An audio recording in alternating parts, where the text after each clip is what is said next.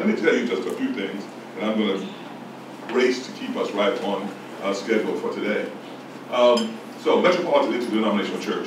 I always like to think about what we do in terms of doing ministry, prophetic ministry in the 21st century.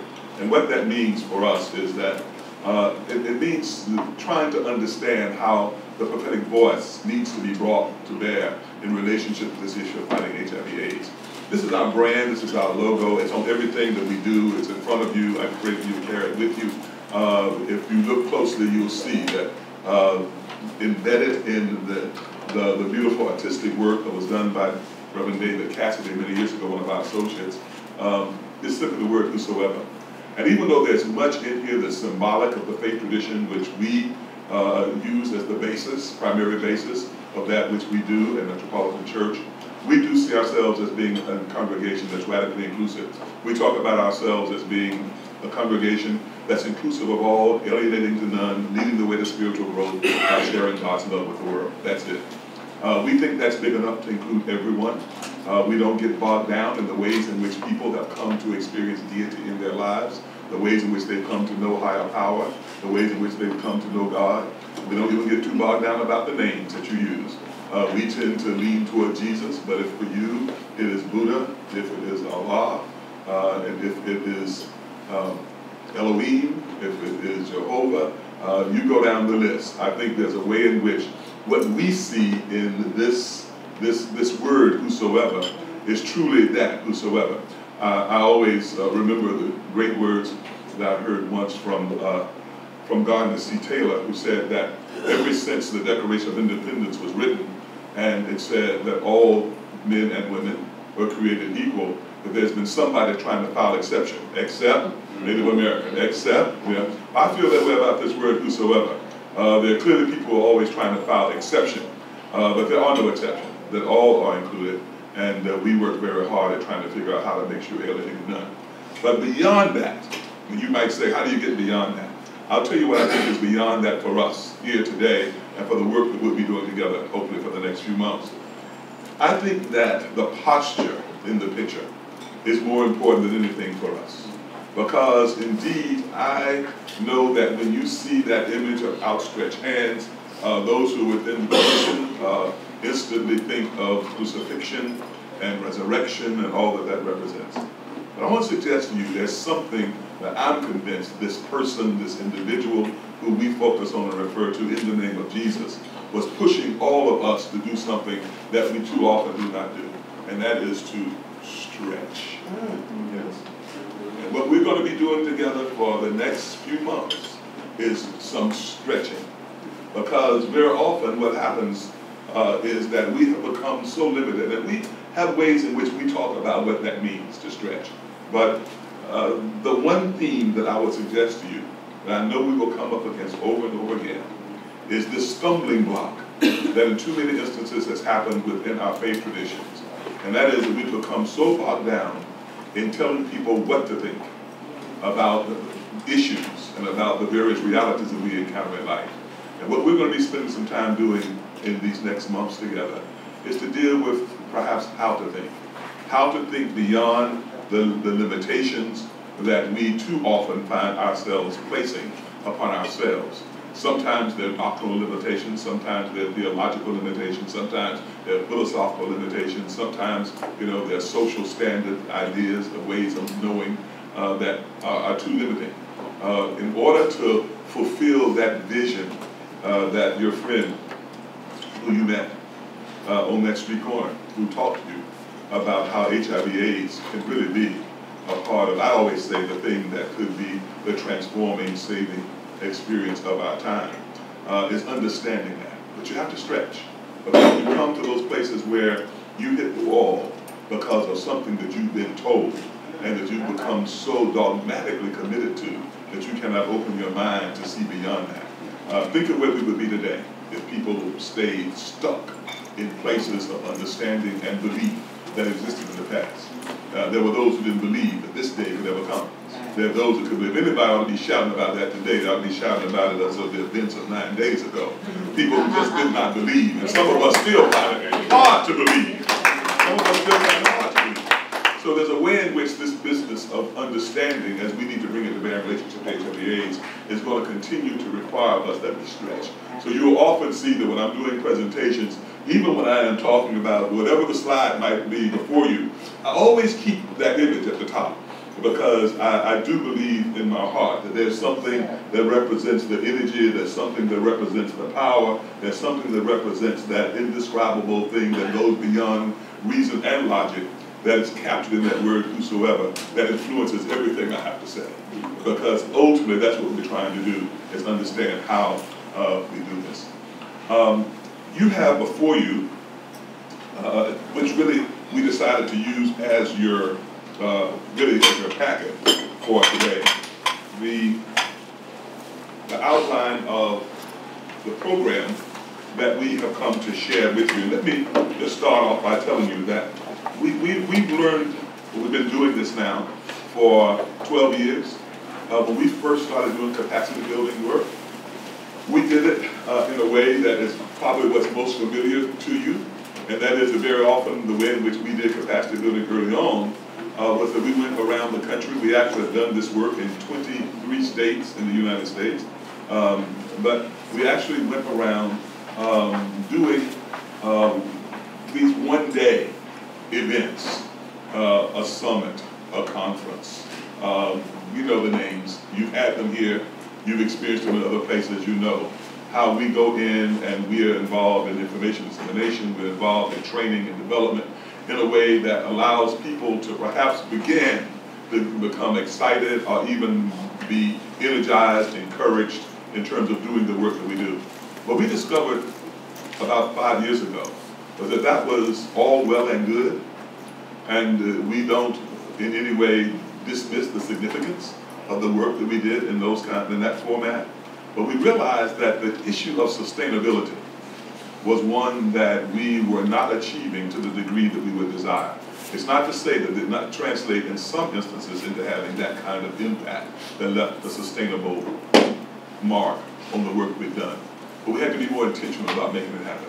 So we convinced the Centers for Disease Control to allow us to begin to use this model where we go into communities and stay for at least 6 months, 5 months of the program, and then months beyond that. We've discovered how important it is to go into a city. I actually have been coming back and forth to Oakland now for the last 5 or 6 months. I know my way around Oakland now. When I picked up Dr. Forbes at midnight last night and there was an accident on the interstate, I got off and drove through the city.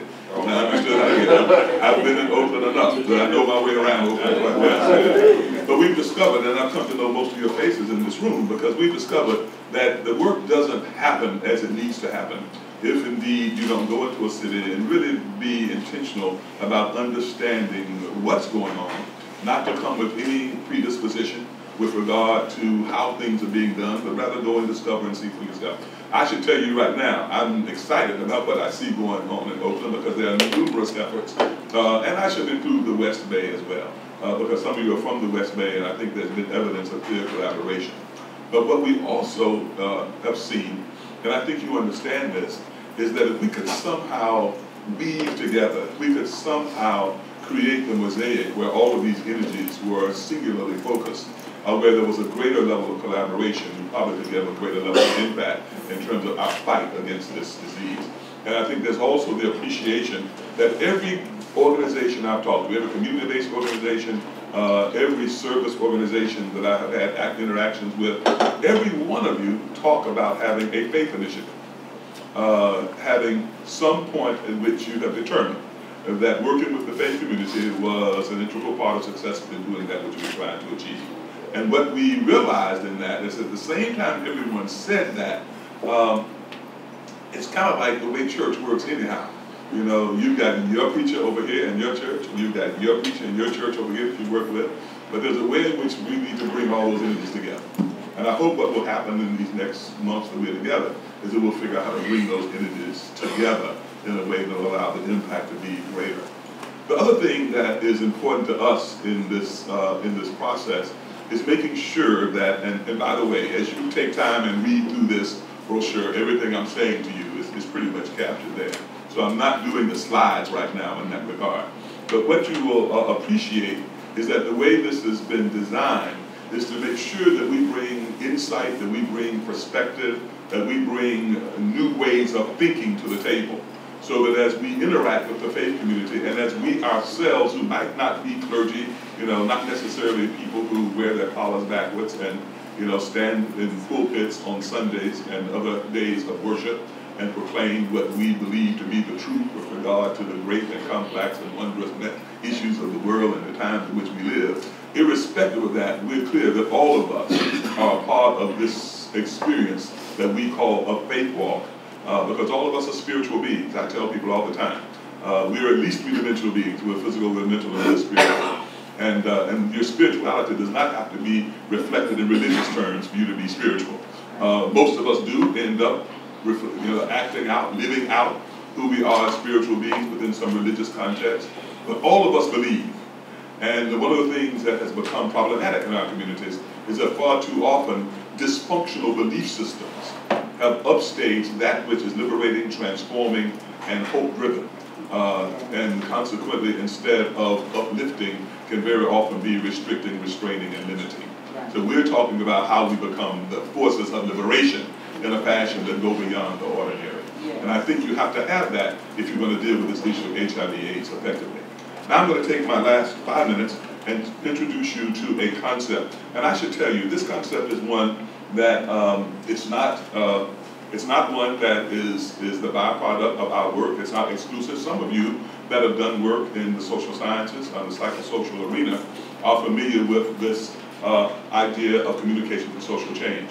It's a model that was developed a number of years ago as a direct byproduct of an effort that was, I guess, guided by the academic community at Johns Hopkins University in Baltimore, Maryland. If you saw the video earlier, you noticed the woman who was really who led that president. It was not very easy for you to hear, but you saw the face of a woman who has made her transition and gone on to glory now, Jackie Fleming Hampton. And Jackie Fleming Hampton is the person who first introduced. She had the job that Terry now has at Big Ten.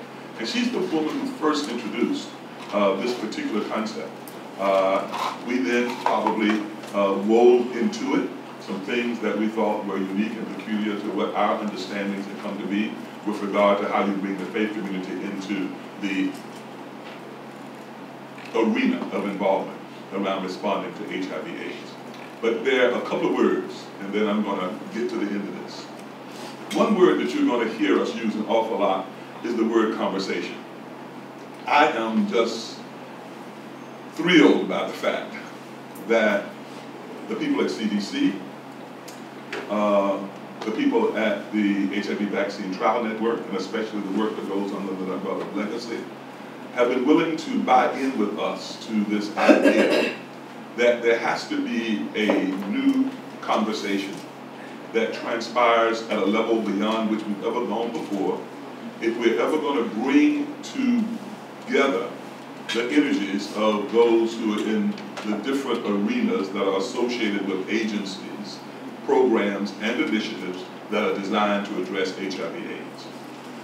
We are very clear that we don't see ourselves as valuing any one greater than the other, but appreciating that all of them are very much dependent upon there being a level of trust, there being a degree of rapport, that there is somehow the establishment and development of relationships that allow people to communicate on a level that gets us beyond the superficiality, that gets us beyond the stuff that too easily fragments and divides, to get beyond the things that for too long have allowed us to think that we cannot talk in a fashion that is mutually beneficial.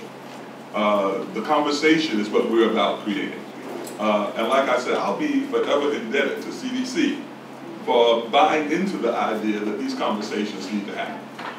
And you're a part of helping to make these conversations happen across the country. If you look also at the back of that brochure that you have, you will see where we've been trying to facilitate these conversations in cities across the country.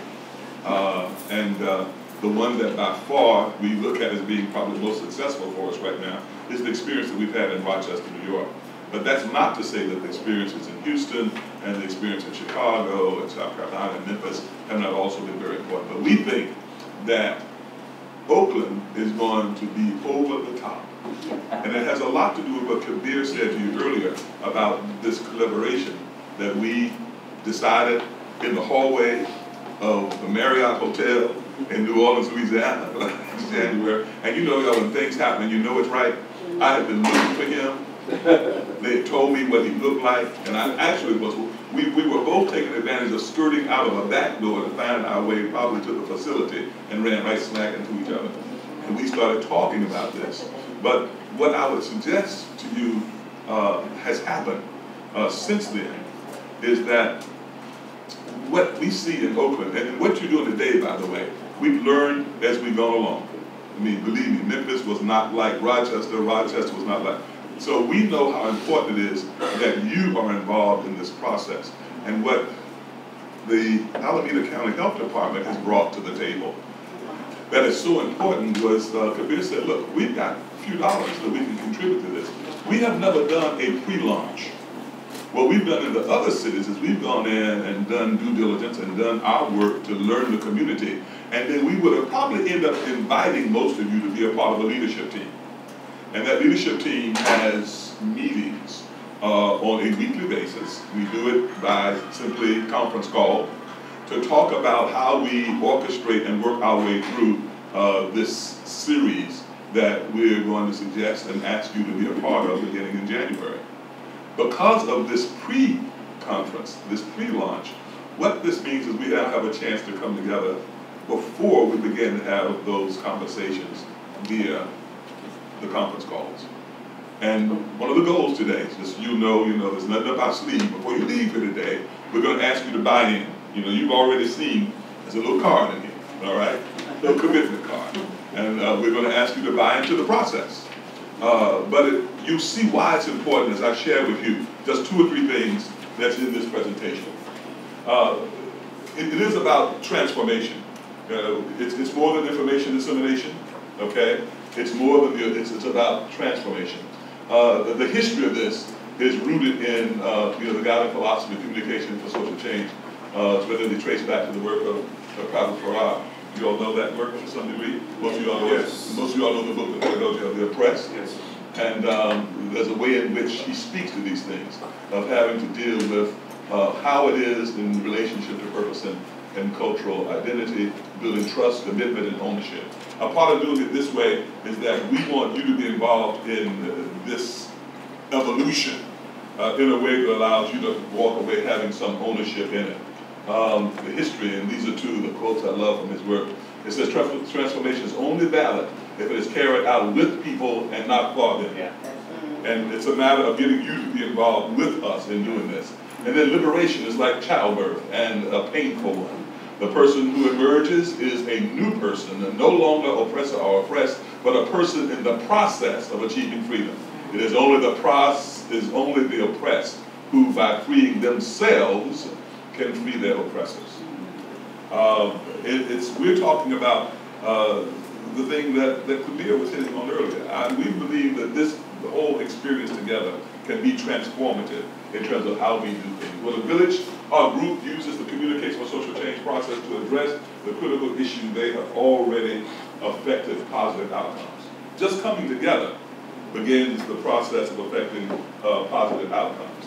And then the communication for social change process is as important as the outcome. The fact that we go through this together, that we come to know each other, that we come to have the bonded relationships and the kind of appreciation for each other ends up being perhaps as important as anything that we'll do. And then also the communication for social change model focuses on the process by which dialogue as a participatory form of communication is related to collective action. I don't want you to come to this table, and we're going to be at this table together for a few months, and become impatient. This happens all the time. I guarantee you've seen it. You didn't get my full bio, but if you read my full bio, there's a line that I took out of it for this purpose, and that is that in 1992, I ran for governor of the state of Tennessee. We came in 3rd out of a field of 14. But running for governor was a byproduct of impatience. we had a clergy group that had worked very hard on developing a model out which we were working. It was called, It's About Our Health. It was a model that was determined to impact health. But impatience made somebody say one day at a meeting that I was not attending, and tell you about not showing up at a meeting, that I should be the candidate for governor for the state of Tennessee. But we were impatient because we kept saying, we got to do something, we got to do something, we got to do something. Sometimes we rush to the point of saying we got to do something without really understanding how we can do it together. But this means that, it does end up in collective action. And I should tell you that as we go through this, we will share with you this whole model of communication for social change. When you see the diagram of the dynamic of the work, it is almost mind-boggling. But let me just tell you this much about it right now so you will appreciate it. And then when you see it, you won't be overwhelmed by it. The communication for social change model was developed by some people who realized that there was change happening in communities like that which most of us represent that were being disproportionately impacted by all kinds of negative forces. But they realized that change was happening. So I'm telling you, where we are right now today is a result of systematic change that's happened over time. What they did was, they said, there's something going on here, but no one has seemingly taken time to understand how it is that this continues to systematically happen. Whether it be tearing down the walls of desegregation in public schools, whether it be people who now are raising questions about mass incarceration and the adverse impact it's having upon us, as well as the ways in which it is also a contributing factor to infectious disease, particularly HIV and AIDS. You understand what I'm talking about? They realize that change is happening in these communities, but no one could sit back and say it's happening like this, right? So I want to say, what they did is they went into the city of Baltimore. They took anthropologists, who are basically ethnographers, and just sat down and said, let's just observe what these people are doing and see if we can then model that in a way that says, if you do it this way. And it has all kinds of ways of compensating for the stuff that we run into, all the way down to the breakdown in interpersonal relations, the kinds of petty jealousies, territorialism, and all this. I could be for real, right? Yeah. You all know why it doesn't happen, right? We've become very territorial about how we deal with our issues. It becomes divisive because of all of those things that have been so deeply embedded in our consciousness that undermines our ability sometimes to realize the full potential that's locked up within us. We're talking about how you release that potential. And people see it happening, but we're talking about how maybe in a conversation get to where we do it more effectively. And then the next slide is that sustainability of social change is more likely if the individuals and communities most affected own the process and content of communication. So what we're saying is that we're trying to start this today, where as we go forward, you'll own it. It's not just about something that some folks from Nashville, Tennessee brought up to the Bay Area and said, here, do this. But rather, we hope that the conversation will unfold such that there will be a level of ownership, because the model is built around sustainability. I made the mistake in Rochester, and I'll never do it again, of when we left Rochester. I actually went to Rochester every month for 2 years. As much as I like Oakland, I really don't plan to come here every month. Because there's a way in which you're owning it means that it goes on without me or any other individual being necessarily present for it to happen. So we want to make sure we shape that, all right? And I have been counting slides. Okay, communications should be empowering horizontally, over against, a lot of times it's the hierarchical, up-down thing. So empowering horizontally, give a voice, give a voice to the previously unheard members of the community. There's so many people in our communities who are being adversely affected by this disease who have no voice. And I'm going to call his name and he's going to walk in the door. But y'all know y'all got one person in this community who is dogmatic about the fact of people who are being most disproportionately affected not having a voice. And he takes liberty all the time. His daughter says, you tell him I said he takes liberty of disrupting every meeting he goes to and saying, the right people are not here. All right? And we want to make sure the right people are here in the conversation. I mean, you know, so, you know, y'all heard it. Y'all enjoy hearing that from me better than you enjoy hearing it from Roosevelt, I know. But you know what I'm saying? I mean, that's legitimate. Yeah. It's legitimate. And here he comes. Good.